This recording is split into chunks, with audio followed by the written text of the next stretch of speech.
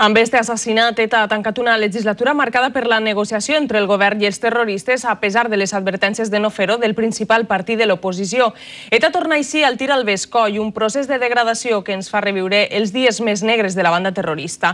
En el passat mes immediat, 4 víctimes mortals, 2 a la T4 i 2 guàrdies civils al sud de França.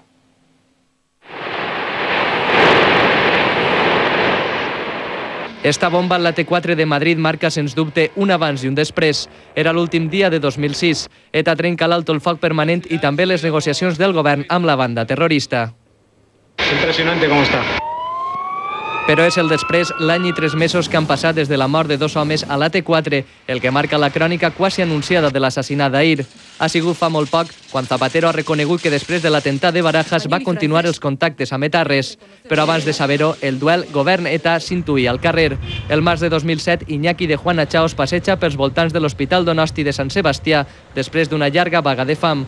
I poc després, en les eleccions municipals de maig, ANB aconsegueix, passant pels sedars de la justícia, mantindre la meitat de les seues candidatures. A pesar del trencament de la treva i de tota la negociació, hi ha una sensació de relaxament i els escortes dels regidors bascos comencen a desaparèixer. És el cas del regidor assassinat ahir. Però en aquest moment, ETA decideix donar un nou avís. El 9 d'octubre passat, el guardaespatlles Gabriel Ginés Colàs sobreviu a una bomba que li havien adossat al cotxe. A partir d'aquest moment, el govern emprèn una dura campanya de detencions. Les forces de seguretat colpegen una vegada i una altra. Etarres del més alt nivell comencen a caure. Creix la sensació que ETA està de nou debilitada i acorralada, i sembla estar-ho perquè l'1 de desembre mata la desesperada dins del seu històric refugi. A Capbreton, al sud de França, assassinen els joves guàrdies civils Raúl Centeno i Fernando Trapero. ETA dinamita el seu santuari i el govern francès veu l'enemic a casa. Euskal Herria askatuta! És l'hora del colp al braç polític de la banda. Baltasar Garzón ordena la detenció de la cúpula de la il·legalitzada Batasuna. Fins i tot Otegi, portaveu durant les negociacions amb ETA, entra en presó.